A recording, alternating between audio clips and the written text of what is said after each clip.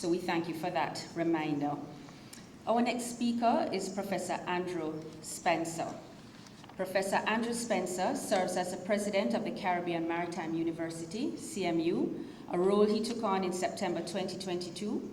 He's a trailblazer in his field, holding the distinction of being the first individual promoted to the rank of full professor in the substantive field of tourism at the University of the West Indies, UWI. His leadership extends across both academia and the corporate world, having previously served as a Deputy Executive Director at the Mona School of Business and Management at UWI Mona, where he managed all undergraduate programs. His academic foundations are equally distinguished, beginning with a BSc and MSc in Tourism Management from UWI, followed by a PhD in Tourism Strategy from Bournemouth University in the United Kingdom. His doctoral work was recognized internationally, earning him the Institute for Travel and Tourism PhD Student of the Year Award for the years 2011 to 2012. Professor Spencer's practical expertise was further honed during his 4-year tenure as the Executive Director of the Tourism Product Development Company Limited, or TPDCO, the largest agency within Jamaica's Ministry of Tourism. Beyond his primary roles, Professor Spencer is a prolific scholar with over 50 scholarly publications and 6 authored books. His commitment to national and regional development is evident through his service on 12 public boards in Jamaica, currently chairing the National Insurance Fund and the National Education Trust. In 2024, his extraordinary contributions were formally recognized when he was conferred with the Order of Distinction in the rank of Commander by the Governor General of Jamaica.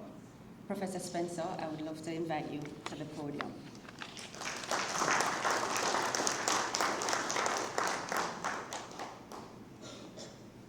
Wow, what a mouthful. I got a little weary listening to that. Thank you very much, Director of Proceedings. You did a fabulous job of trying to make me sound very important. His Excellency Sir Rodney Williams, Governor General of Antigua and Barbuda, a man who not only has the depth of expertise in the medical field, but who also understands the depth of the ocean. Having had a conversation with him, I am quite excited and delighted to see his full grasp of what is before us. His Excellency Ambassador Dwight Gardner. So our relationship extends beyond just the diplomacy that he brings. He's a friend, but His Excellency is also the recipient of the Doctor of Laws honoris causa from the Caribbean Maritime University, and he remains a valued partner and an ambassador for that institution as well, as much as he is an ambassador for the WMU. On the note of the WMU, Professor Maximo Mejia, Junior, I can't leave the junior off, who's the president of the World Maritime University. Our institutions share a very long-standing relationship. We're very pleased with that relationship because we have done some amazing things to impact the region and the globe through program pathways, but also through excellent research. And I wanted to just share this little bit with you. We're currently in the process right as we speak. So we're in this room giving speeches, and our academics are off doing research. There's a partnership now for collaborative research between the WMU and the CMU on extended reality, which provides greater access to education for the people of the world. And that's important because extended reality as a technological concept embodies virtual reality, it embodies augmented reality, it looks at blended approaches. But I take that expression to look at our own reality. There's an extended reality beyond the landmass which we occupy in our region. In fact, I think I was very startled to learn, because we often talk about Jamaica and say that Jamaica has 25% times its landmass in its economic zone, and its waters are expansive. Well, I learned that for Antigua it's more than 200 times. And in the Bahamas it's 47 times. And they actually have the largest EEZ. So I'm just very pleased that we have something that is demonstrable, that the universities are collaborating to do amazing things. I really want to thank Ambassador for bringing us here. There are so many distinguished individuals in the room. I'm happy to see Campus Registrar, who so warmly welcomed us. We've engaged previously, and I have a relationship, as you'd have heard in my bio, with the UWI. 2 decades there. Very happy to have been a part of that very important space. Dr. Bell, happy to engage as always. I see Darwin, Telemac, I could go on and on and on. You're all distinguished individuals, and I thank you for listening. I'm very happy, though, to see Sir Michael Lodge. I'm not about to knight him because I don't have the authority to do so, but for today I call him Sir. Yes. So colleagues, it is a privilege for me to contribute to this lecture, to bring you some brief remarks on maritime education and development. And this development conversation cannot take place without our ports. We had a very interesting conversation with Mr. Telemac today, who I'm sure Prof. Mejia will agree, gave us a wonderful 1-hour lecture on what needs to happen in the region. He's fully seized of what needs to happen, and we're happy to partner with him. My office, ladies and gentlemen, sits in the 7th largest natural harbor in the world, with a beautiful view of the oceans. I find something quite interesting and ironic about it, though, because there's a table in my office that faces the ocean and gives me the beautiful view. But my main desk actually faces the door and turns my back to the ocean. And that example actually tells me a little bit about how we are sometimes as archipelagic states. So we're often in a position where we have to choose between the door and the ocean. Door meaning access. There are many of us who, in order to advance our cause, have ignored and turned our backs to the ocean. Prime Minister Andrew Holness of Jamaica said, "It is time for the Caribbean to turn and face the ocean, to face the seas that unite us." Today, this is a call for us to do that, and the educational institutions are coming together to do that. I have a very perfect example. The Director of Proceedings embodies a UWI degree, a CMU certification, a WMU degree, and so in Lady Katarina, we have an excellent kind of composite effort, and she now works for Adams. So there are 4 institutions that this lady represents. This partnership continues, ladies and gentlemen. I have a very good example, or Dean of the Faculty of Engineering and Applied Technology, a graduate of the CMU, a graduate of the WMU, and last year was an award-winning Emerald researcher looking at blue and green hydrogen for alternative fuels. This is what we're able to do together, ladies and gentlemen. We're able to produce excellent quality. So for the Caribbean, the maritime activity is a critical one. Dr. Samuel would have told you about the geopolitical challenges. I hasten to re-emphasize that over 90% of all trade happens by sea for our region. And that is not just the things we need, ladies and gentlemen. That involves the things we like, the things we want. I often say to students in Jamaica that it's your fuel, it's your energy, but it's also the snacks you like to consume. You go into, and I heard Dr. Bell say it today and I smiled, you go into the store, you pick it up off the shelf, you don't think about how it gets there. Well, there are some people who have to think about how it gets there, and that's why we're in the room today. But what we suffer from in the region is what I refer to as a capacity asymmetry. So we've done an excellent job. I looked at Mr. Telemac's port today. It's beautiful.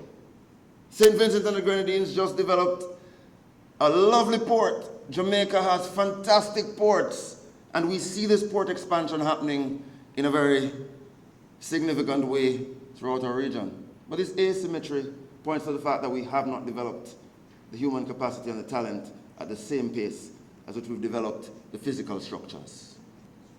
And that's a fact that we must confront, and I'm happy that Prof. Mejia is here to help us confront that very stark reality today.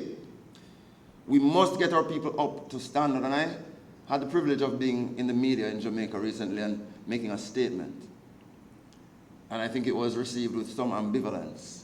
And that statement was clear, that if we are a maritime state, we must fund maritime education in a very appropriate way. There are some states which are not even maritime states. which contribute as high as 2% of their national budget to maritime education and training. While my beautiful country, 0.01% of the national budget goes to maritime education and training. And so this is why we have to come together, because we can't all do it by ourselves. It is a joint-up approach that will enable us as a region to move forward. So ladies and gentlemen, as I bring a close to these remarks, I hope I don't end up with a soundbite in the media that gets me in trouble for saying things like this. But maritime states, which have EEZs 200 times their landmass, and 47 times their landmass, and 25 times their landmass, cannot afford to skimp on economic resources for maritime education and training. Now, I give us great applause for we've done an excellent job on limited budgets. And so there's now a call to improve on how we do this, because we must contribute to the 90,000 seafarer shortage in the world. We've done an excellent job on quality. Let's produce that at scale.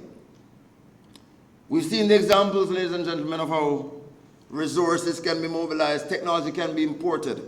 Let us now make the important step to ensure that the talent is appropriately equipped to meet the challenges ahead.